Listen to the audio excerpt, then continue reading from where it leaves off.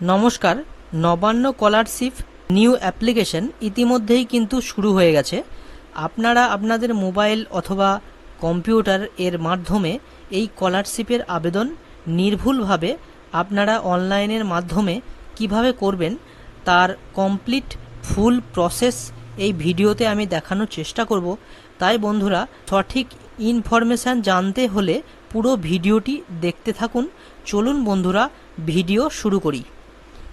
আপনারা সর্বপ্রথমে গুগলে টাইপ করে নেবেন cmrf.wb.gov.in, এটা লিখে আপনারা সর্বপ্রথমে সার্চ করবেন।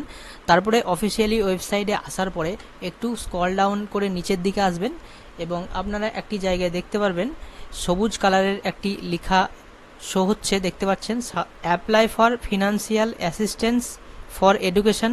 এখানে আপনাদের ক্লিক করতে হবে। এরপরে আপনারা দেখতে পাচ্ছেন সাইন আপ, এখানে কিন্তু আপনাদের ক্লিক করতে হবে।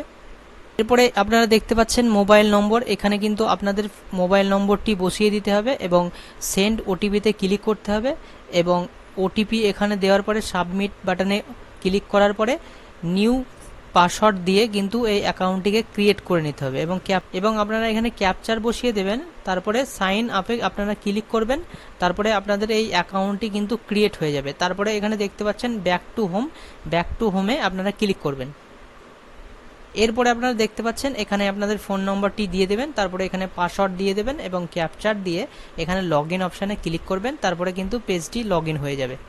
এরপরে আপনারা একটু পেজটিকে স্ক্রল ডাউন করে নিচের দিকে আসবেন। তারপরে এখানে দেখতে পাচ্ছেন একটা ফাঁকা ঘর রয়েছে, এখানে ক্লিক করবেন, ক্লিক করে দেবেন। তারপরে এখানে দেখতে পাচ্ছেন অ্যাপ্লাই নাও, এখানে কিন্তু আপনাদের ক্লিক করতে হবে এবং দেখতে পাচ্ছেন স্টুডেন্টের নাম কিন্তু এখানে লিখতে হবে, পুরো নামটা লিখতে হবে এবং স্টুডেন্টের বাবার অথবা মায়ের নাম এখানে বসাতে হবে এবং স্টুডেন্টের সঙ্গে কি সম্পর্ক রয়েছে, এখানে যদি বাবার নাম দেন তবে ফাদার করে দেবেন, এখানে মায়ের নাম দিলে মাদার করে দেবেন। তারপরে এখানে দেখতে পাচ্ছেন জেন্ডারটা সিলেক্ট করতে হবে, স্টুডেন্টের বয়স এখানে দিয়ে দিতে হবে। তারপরে এখানে দেখতে পাচ্ছেন ক্লাস 10-এর কিন্তু রোল নম্বর এখানে এই ফাঁকা ঘরে কিন্তু লিখতে হবে, এই যেরকম আছে সেরকম লিখতে হবে, কোনো স্পেস দিলে হবে না, কোনো কমা দাড়ি এইগুলো না দিয়ে পরপর বসিয়ে দিতে হবে। তারপরে এখানে দেখতে পাচ্ছেন ক্লাস 10 কত সালে পাস করেছে সেই সালটা কিন্তু এখানে দিয়ে দিতে হবে। তারপরে এখানে দেখতে পাচ্ছেন কোন ক্যাটাগরির মধ্যে পড়ছে, কোন কাস্ট স্টুডেন্ট কি কাস্টের মধ্যে পড়ছে সেই কাস্টটি কিন্তু এখানে সিলেক্ট করতে হবে। তারপরে এখানে দেখতে পাচ্ছেন অ্যাড্রেস, স্টুডেন্টের ফুল অ্যাড্রেস কিন্তু এখানে দিতে হবে। এখানে স্টুডেন্টের বাড়ি কোন ডিস্ট্রিক্ট সেটা আপনারা সিলেক্ট করবেন, এখান থেকে পিনকোডটা দিয়ে দেবেন, পুলিশ স্টেশন দিয়ে দেবেন, পোস্ট অফিস দিয়ে দেবেন এবং স্টুডেন্টের গ্রামের নামটা এখানে দিয়ে দিতে হবে। তারপরে আপনারা দেখতে পাচ্ছেন আদার্স ডিটেলস, এখানে দেখতে পাচ্ছেন আবেদনকারীর কি ধর্ম সেই ধর্মটা কিন্তু এখানে লিখতে হবে। তারপরে এখানে আবেদনকারীর ইমেল আইডি দিয়ে দিতে হবে এবং মান্থলি কত ইনকাম সেটা কিন্তু এখানে বসাতে হবে। তারপরে এখানে দেখতে পাচ্ছেন ইস্যুইং অথরিটি, এই ইনকাম সার্টিফিকেটটি কোথা থেকে ইস্যু করা হয়েছে আপনারা এখানে দেখতে পাচ্ছেন, যেটা আপনাদের হবে সেটা আপনারা এখানে সিলেক্ট করবেন। যদি ব্লক থেকে হয় ব্লক, অন্য জায়গা থেকে যদি হয় তাহলে অন্য জায়গায় আপনারা সিলেক্ট করবেন। দেখতে পাচ্ছেন এমএলএর কাছ থেকে যদি নিয়ে থাকেন অথবা এমপির কাছ থেকে যদি নিয়ে থাকেন তাহলে কিন্তু তাদের নাম কিন্তু এখানে আপনারা পেয়ে যাবেন এবং সেই নামটি কিন্তু এখানে আপনারা সিলেক্ট করে নেবেন। তারপরে এখানে দেখতে পাচ্ছেন সাবমিট এবং সাবমিট অপশানে কিন্তু আপনাদের ক্লিক করতে হবে। এরপরে আপনাদের সামনে কিন্তু একটি রেজিস্ট্রেশন নম্বর শো হবে, তাছাড়াও আপনাদের মোবাইল নম্বরে কিন্তু একটি এসএমএস পাঠিয়ে দেওয়া হবে এবং তাতে রেজিস্ট্রেশন নম্বর থাকবে। তারপরে এখানে দেখতে পাচ্ছেন নেক্সট, এই নেক্সট অপশানে কিন্তু আপনাদের ক্লিক করতে হবে। এরপরে এখানে দেখতে পাচ্ছেন এখানে কন্যাশ্রী পান কিনা, এখানে যদি না পান তাহলে নোতে ক্লিক করতে হবে, যদি পান এসে ক্লিক করবেন। তারপরে এখানে দেখতে পাচ্ছেন সিএসটি ওবিসি কোনো স্কলারশিপ পান কিনা, যেটা হবে সেটা আপনারা করবেন। 3 নম্বরে দেখতে পাচ্ছেন অন্য স্কলারশিপ পান কিনা, এটা আপনাদের লিখতে হবে এখানে এস অথবা নো। এরপরে এখানে details of the present course study, এখানে দেখতে পাচ্ছেন বর্তমানে কোন কোর্সে রয়েছে পড়াশোনা করছে সেটা আপনারা এখান থেকে সিলেক্ট করে নেবেন। বোর্ড অথবা কোন ইউনিভার্সিটি থেকে পড়াশোনা করছেন সেই ইউনিভার্সিটি অথবা বোর্ডের নাম কিন্তু এখান থেকে সিলেক্ট করতে হবে।